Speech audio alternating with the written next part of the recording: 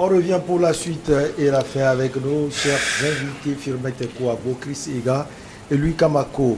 Par communiqué en date de ce 8 novembre 2022, le ministre en charge de la Santé, nous sommes au Togo, professeur Moustapha Mijiawa, a alerté l'opinion sur des faits d'escroquerie dans le secteur sanitaire au Togo. À travers le document, l'autorité informe qu'il lui a été donné de constater que certains individus et certaines sociétés se réclamant de la promotion de la santé proposent des prestations aux populations sans avis ni autorisation du ministère en charge de la santé. Louis Kamako, pour le ministre, ces individus et sociétés vont jusqu'à diffuser des publicités tapageuses dans certains médias et sur les réseaux sociaux. Oui, je pense qu'on a tous suivi l'actualité là. Et en fait, le constat dont parle le ministre est même partie de la dissémination sur les réseaux sociaux d'un tas électronique invitant justement à une cérémonie de remise de diplômes de fin de formation à certains élèves de la médecine. Et donc du coup, dès que l'Ordre national des médecins du Togo a vu justement cette invitation-là, il a demandé à sa commission juridique de diligenter des enquêtes pour savoir justement de quoi il est question. Et par la suite, l'Ordre national des médecins a commis le ministère en charge de la santé d'un huissier et qui, par requête, a saisi en fait le procureur de la République pour solliciter une assistance de la force publique pour aller constater la réalité sur le terrain. Et donc, le 28 août dernier, juste où la cérémonie devait avoir eu lieu, l'huissier et en plus la force publique, c'est-à-dire que 20 gendarmes se sont transportés à Devikeme où l'événement devait avoir eu lieu. Mais malheureusement, compte tenu des sabotages, et puisque le promoteur de l'événement a su que le ministre a dirigé une enquête avec l'appui du Conseil national de l'ordre du médecin, la cérémonie n'avait pas eu lieu. Et donc du coup, au retour, le syndicat national des praticiens hospitaliers du Togo, le SYNFOR justement, en l'occurrence son secrétaire général Gilbert Tolenanou, docteur Gilbert Tolenanou, a fait un tweet pour justement dénoncer l'exercice illégal de la profession de médecine au Togo. Donc de par la suite, le ministre a saisi le dossier et a fait justement sortir ce communiqué-là. Donc ce qu'il dit, c'est vrai, sauf que moi je trouve le terme trop exagéré quand il parle d'escroc. Ce qu'il dit, c'est vérifié. Il y a aujourd'hui la pratique illégale de la fonction de la médecine au Togo. Les gens qui ne sont pas des assistants médicaux, mais qui se réclament de ce titre-là et avec ce statut-là, ils forment des gens et leur délivrent des associations qui sont déversées dans les cliniques. Et donc c'est ça. Et en dehors de ça, on remarque que souvent il y a ces genres d'opérations foraines gratuites. Vous allez voir des gens, des tiers descendre sur le terrain, opérer, disent qu'ils opèrent gratuitement des populations sous le coupole d'une association. Et par la suite, quand vous enquêtez, vous vous rendez compte que c'est à but lucratif qu'ils le font. C'est-à-dire qu'ils sont justement héros pour des sociétés, ils le font, c'est juste pour avoir le vécu quotidien. En dehors de ça, il y a cette complicité-là entre les médecins eux-mêmes. Ils ne se dénoncent pas, ils savent que celui-là, il n'est pas médecin, celui-là, il n'est pas praticien hospitalier, mais compte tenu de la complicité qui existe entre eux, ils laissent faire. Donc, c'est tout cela que le ministre dénonce aujourd'hui. Et je pense que c'est une sortie salutaire. Mais au-delà de la question qui reste à poser, qu'est-ce que le ministre même fait en tant que patron de la santé au Togo? Combien de descentes inopinées il a déjà faites dans les hôpitaux, justement pour constater que les praticiens hospitaliers exercent ou bien font des choses peu orthodoxes qui dédaignent sur les efforts consentis par le gouvernement. C'est de ça qu'il est question, parce que je l'ai dit tout à l'heure que l'alerte a été donnée par le SYNFOR qui a fait ce tweet-là, le SYNFOR qui veille au grain pour que l'exercice de la pratique de l'exercice de la médecine au Togo soit exercé dans des conditions normales, parce que c'est la santé, il s'agit de la vie des Togolais. Donc aujourd'hui, la question qui reste à poser, c'est vrai qu'on a souvent dit que le problème de la santé au Togo, c'est un problème de l'œuf et de la poule, parce que ça n'en finit jamais. Mais est-ce que, même au niveau du ministère aujourd'hui, est-ce que les efforts sont faits? Est-ce que de réels efforts sont faits pour justement qu'on ait un système de santé moderne au Togo? Donc c'est la question fondamentale qui reste à poser aujourd'hui. Alors, Chris Ega, ces sociétés pour le ministre promettent même des prestations contre paiement des sommes exorbitantes qui frisent l'escroquerie, et c'est d'ailleurs ce qu'il souligne dans sa sortie.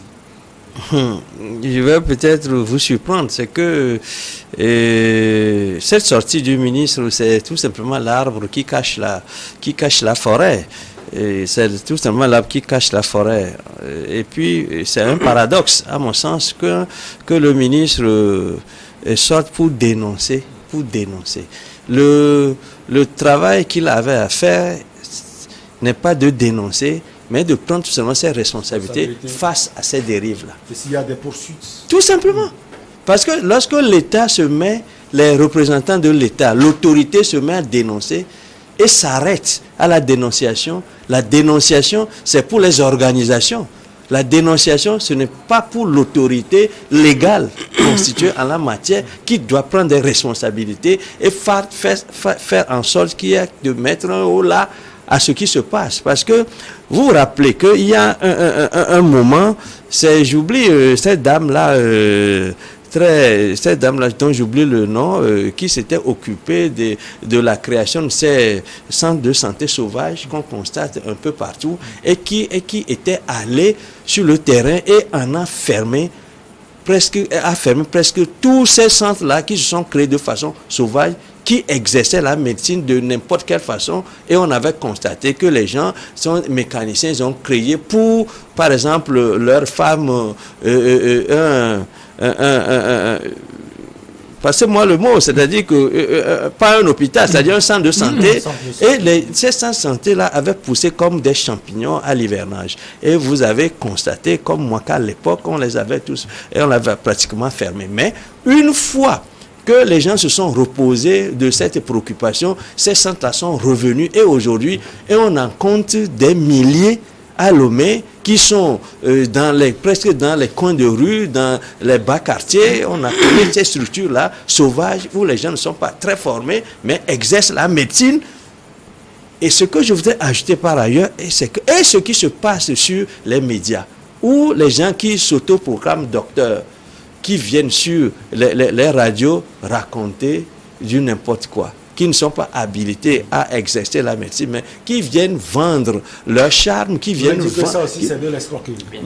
Maintenant, lorsque lorsque le ministre saisit l'occasion de cette dénonciation qu'a fait le Saint-Ford pour venir dénoncer lui aussi à son tour, on a l'impression qu'il n'existe aucun ordre, il n'existe aucune autorité en la matière qui fasse en sorte que ces structures sanitaires-là ne poussent pas de façon sauvage, ils n'ont même pas d'agrément.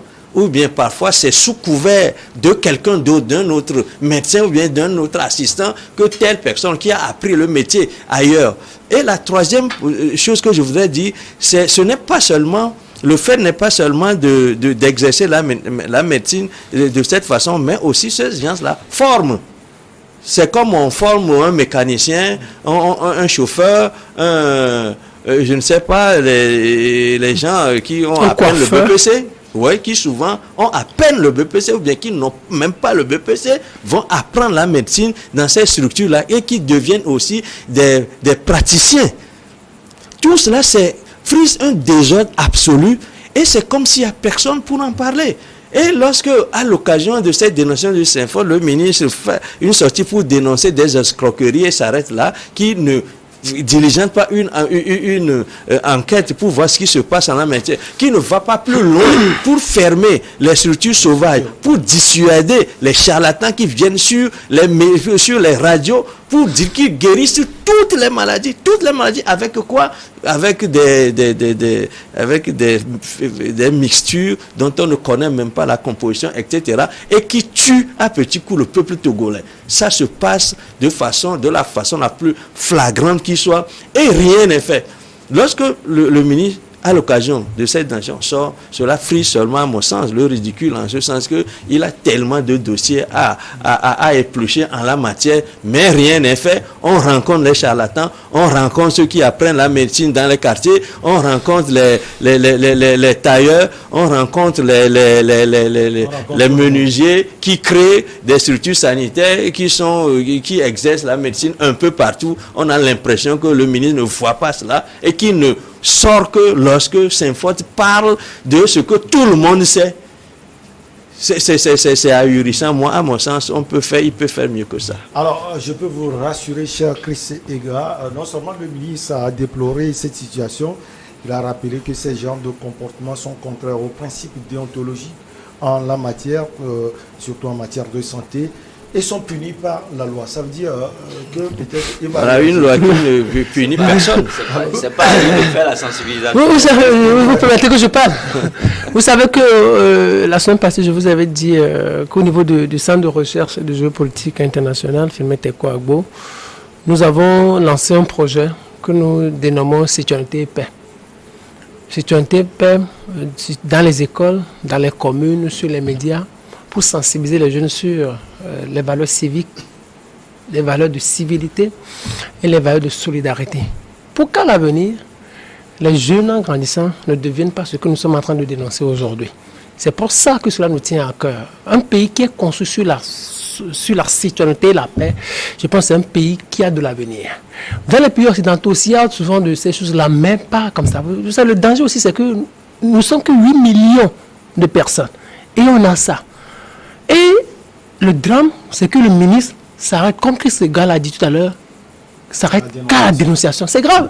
C'est une autorité qui parle. Vous vous rappelez, c'est comme c'est la même chose avec le ministre de l'enseignement supérieur. Quand on avait dit qu'il y a quelqu'un qui donnait des bourses aux étudiants, ainsi de suite, on n'avait pas... On a fait ce débat ici. Oui, on n'avait pas demandé à ce qu'on arrête la personne. Du moment où... Majesté, du moment où c'est un acte puni par la loi et qu'il y a la gendarmerie... La loi soit appliquée. On applique. On ne vient pas dénoncer. On ne vient pas dénoncer des choses comme ça. On parle de la médecine. On parle de la vie humaine. La constitution togolaise sacralise la vie humaine. La médecine, on ne s'amuse pas avec. Et dans le ministre, mais c'est nous peut-être qui devons dire, nous dénonçons ces comportements. Nous les condamnons. Et le ministre prend le dossier, s'en charge et met en application tous les textes qui sont écrits. C'est ça, en fait, le ministre, que ces actes sont punis par la loi. Non, le ministre devrait aller au-delà. Puisqu'il y a le procureur, on a dit, on a fait appel à la force publique et tout ça, on devrait arrêter. On devrait déjà arrêter, parce que ce texte est grave et gravissime. C'est vrai que nous condamnons, mais nous, on peut s'arrêter qu'aux dénonciations. On peut s'arrêter qu'aux condamnations. Mais le ministre, non, il a la possibilité. Il a le bâton. Il a la force publique. Il a la force publique. C'est le ministre, c'est le gouvernement. Vous imaginez, c'est même le gouvernement. Donc, la personne va disparaître comme ça, et puis c'est fini. Comme celui-là qui distribuait des bourses ou qui promettait des bourses fallacieuses aux étudiants. Donc, lui aussi, il a disparu. On ne sait pas le tort qui lui a été réservé par la suite. On n'a pas vu la suite à donner. On n'avait pas vu la suite parce que c'était un communiqué aussi que le ministre Yves Majesté avait sorti à l'époque quand on parlait de cette dénonciation-là, quand on demandait aux Togolais, quand vous allez à l'extérieur, quand l'État vous donne la bourse, vous devez revenir. Et après, cette note-là est sortie pour dire qu'il y a quelqu'un qui octroie des bourses aux gens qui appellent. Donc le ministre devrait aussi arrêter parce que ces gens-là sont connus.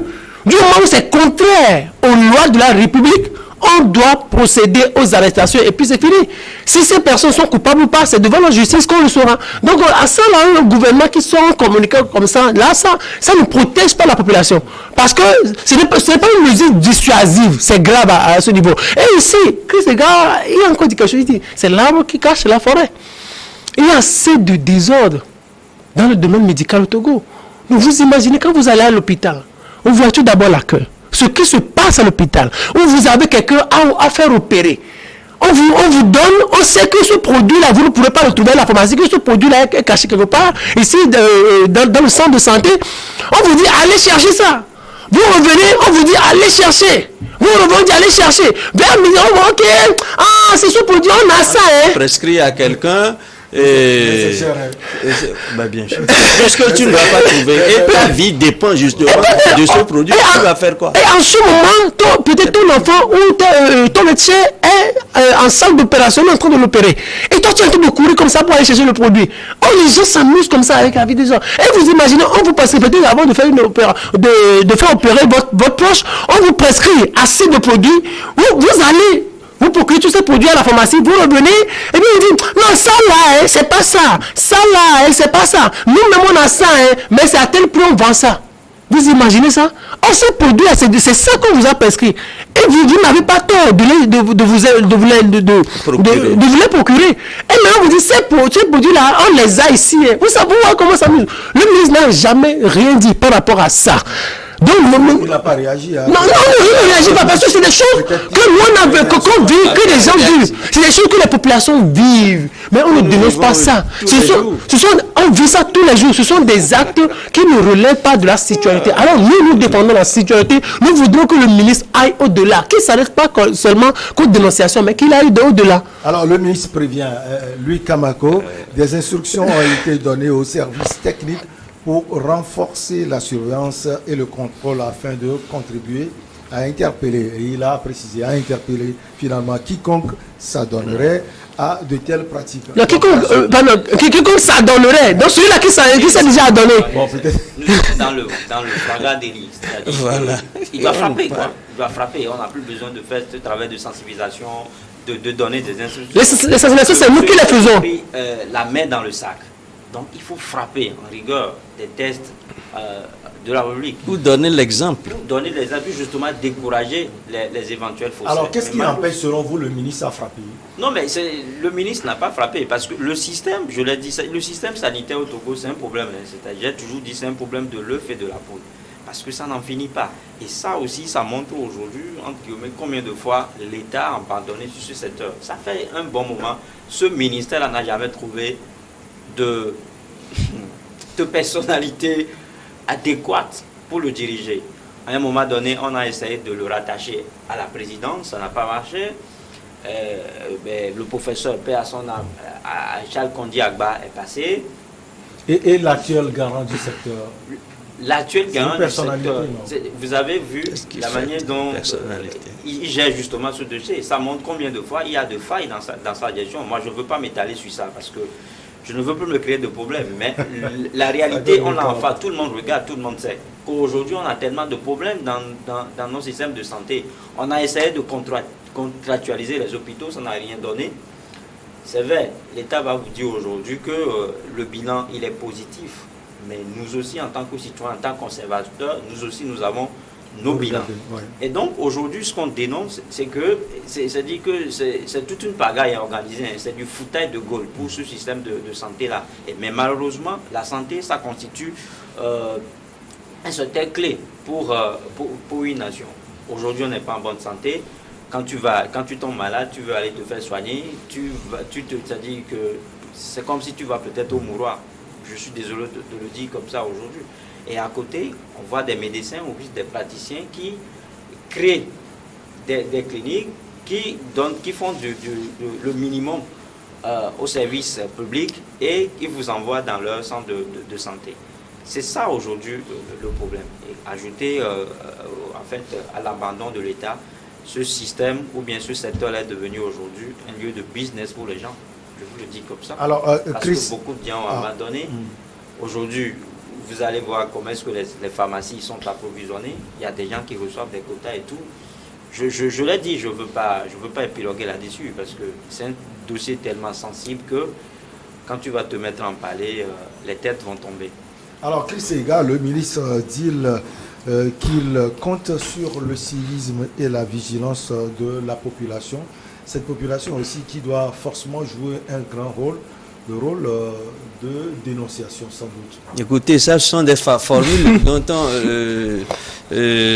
on a déjà entendu parler et qu'on connaît très bien, parce que lorsqu'on dit on compte sur le civisme de qui? On l'a dit ici, l'homme n'est peut-être bon, mais on dit au contraire que l'homme n'est jamais né bon, parce que vous savez, lorsque tu laisses les gens agir à leur guise, ils vont généralement dans le mauvais sens, parce que l'intérêt oblige, l'intérêt personnel oblige. Lorsqu'on parle de civisme, et ce civisme-là, est-ce que Mizi Yawa a déjà constaté qu'il existe comme il le voudrait au Togo pour que cela marche?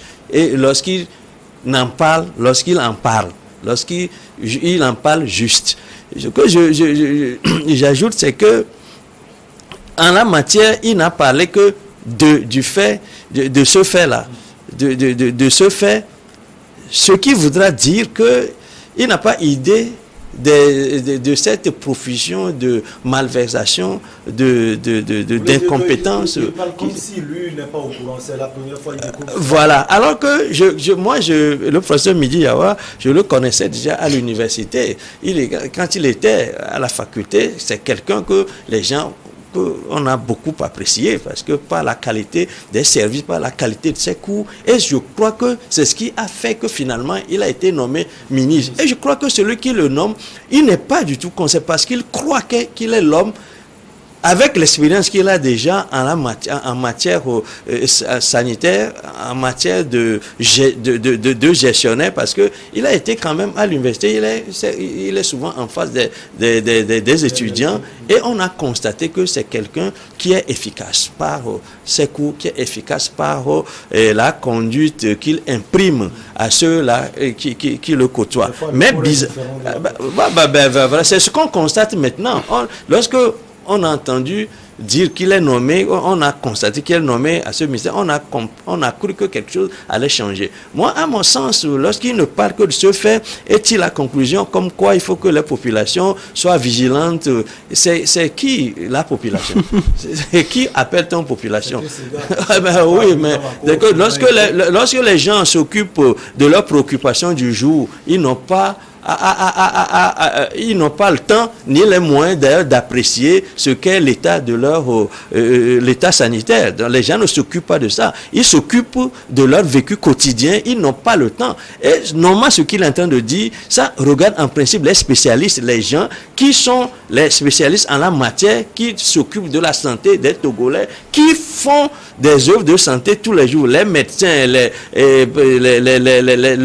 accompagnateurs, les étudiants à l'université, les enseignants en la matière, c'est à eux de parler de la façon dont ce domaine-là doit être conduit, parce que ce sont eux qui en parlent tous les jours, qui vivent la situation tous les jours, et non aux populations qui ont d'autres chats à fouetter que de vérifier ce que telle pharmacie fait, ce que telle structure sanitaire fait. Ce que nous recommandons, moi, mon sens en la matière, c'est que aujourd'hui il y a un tel foisonnement de malfrats, de malversations en matière sanitaire qu'il faut s'arrêter pour faire l'état des lieux, constater ce qui ne va pas et envisager les perspectives. Je parle des états généraux. Aujourd'hui, en matière de santé, il faut qu'on arrête, on fasse branle-bas de combat pour dire, écoutez, on va réfléchir à fond sur le domaine, voir ce qui ne va pas, énumérer ce qui ne va pas, les couacs qu'on a, les écueils qu'on a,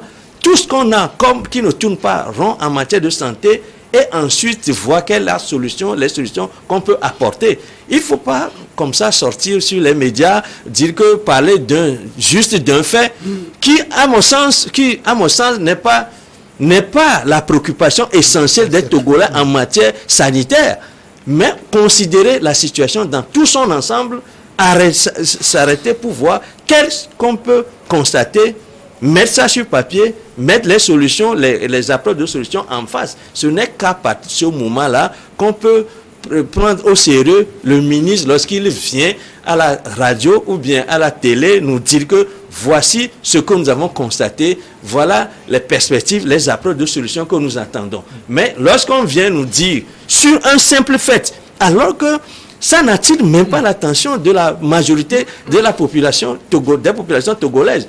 Qu'est-ce que cela a à voir avec ma maman qui est au village, qui souffre des genoux, qui ne sait pas où aller, qui n'a pas de médicaments? Qu'est-ce que cela a à voir? Est-ce que ma maman est sensible à ça? Est-ce que mon vieux, mes soeurs, mes frères, ceux qui sont dans l'arrière-pays, comprennent le ministre lorsqu'il parle ce français, explique à la télévision que les gens n'ont qu'à être vigilants? Je crois que ça, c'est des formules, voilà, c'est des formules toutes faites pour se tirer d'affaires, et je ne crois pas qu'ils puissent se sortir d'affaires avec nous, parce que nous, on est vigilants, justement parce qu'on nous a appelés pour en parler. Et nous lui disons que des sorties du genre là ne doivent plus avoir cours au Togo, parce que lorsqu'on vous promet comme un ministre pour s'occuper de la santé des Togolais, on doit se faire plus sérieux que ça. Quelqu'un veut ajouter quelque chose encore?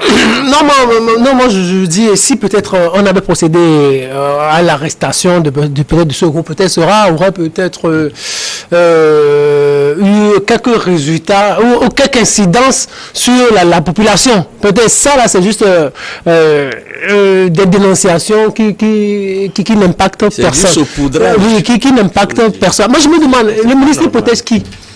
Est-ce qu'il protège quelqu'un dans cette affaire? Alors pourquoi il n'est pas actif, véritablement actif dans cette affaire-là? On a l'impression là qu'il protège. Oui, on a l'impression que c'est comme il faut. On dénonce, mais si la personne est là, arrêtez-le. C'est tout simple. Si la personne, on parle de médecine, la vie humaine. Donc si la personne est là, on l'arrête et puis c'est fini. On passe à autre chose. Ouais. Lucas Mako. Non, mais je crois qu'on l'a dit, c'est-à-dire qu'aujourd'hui, il faut que le ministre agisse. Il ne faut pas qu'on donne l'impression que l'État a abandonné sur ce sujet-là. Et je l'ai toujours dit, ça fait très longtemps que le Saint-Fort est à l'œuvre. Et c'est lui qui fait pieds et mains pour que cette pratique-là peu orthodoxe la cesse. Donc il va falloir que le ministre en charge de la santé prenne ses responsabilités et qu'il revienne justement au devant de la scène. Merci beaucoup à vous. Louis Kabako, jeune rédacteur en chef de Togo Breaking News. Merci également à Chris Ega, directeur de publication de Express Info. On dit merci également à notre ami Firmin Teko Agbo, il est chroniqueur politique, directeur du Centre de recherche et de géopolitique internationale, qui porte son nom. Le centre va bien? Oui, il va bien. Nous sommes en pleine campagne de sensibilisation sur le projet Citoyenneté et Paix. Donc nous sommes en sur les médias. Bientôt nous serons dans les écoles. La semaine prochaine, nous allons distribuer des affiches numériques sur les réseaux sociaux qui parlent de citoyenneté, qui parlent de la paix. Si tu veux la paix dans ton pays, donc il faut l'aimer. Donc des affiches comme ça qui vont sortir. Soyons tous citoyens, respectons nos devoirs constitutionnels. Ce sont des affiches comme ça que nous allons sortir. Et nous travaillons aussi en collaboration avec le ministère des droits de l'homme et de la formation à la citoyenneté. Donc, dans les prochains jours, nous serons dans les écoles au nord, au centre et au sud. Donc, nous appelons la bonne volonté pour plus de soutien parce que c'est un travail citoyen pour le Togo de demain. Vous allez passer par moi, donc par la direction commerciale. Doyen, tout va bien à Express Info. Hein? Il n'y a pas de souci. Vous savez, nous sommes des observateurs de la vie quotidienne. Et ces derniers temps, je crois qu'on s'intéresse davantage aux communautés à la base. Parce que vous savez, je voyage souvent, très souvent dans ces communautés-là, dans les différentes préfectures pour constater ce que nous pouvons apporter pour soulager les paysans ou bien les femmes qui sont à l'arrière-pays. La prochaine fois, le centre sera à vos côtés pour constater.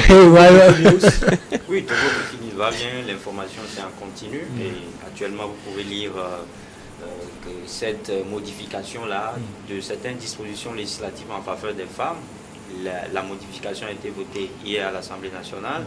Il y a également, nous sommes aux dernières heures de la fin du recensement, du 5e recensement général de la population de l'habitat. Donc, les organisateurs ont mis en place un numéro vert, 11 numéros verts pour justement permettre à ceux qui ne se sont pas fait relancer d'appeler pour se faire relancer, pour ne pas fausser, pour se faire recenser, pour ne pas fausser la donne. Et il y a aussi le Forum national social qui est ouvert à Kara par le ministre Gilbert Bahara. Donc tout cela, c'est à retrouver sur notre site www.togobricknews.info. Merci infini à vous, chers amis, chers confrères, surtout chers invités. On dit merci également à tous ceux qui nous ont fait confiance tout au long de la semaine. On vous souhaite un excellent week-end. On se retrouve la semaine prochaine, toujours avec le même plaisir. Demain, vous retrouverez Samuel Niahu dans Le Monde en 7. À très bientôt.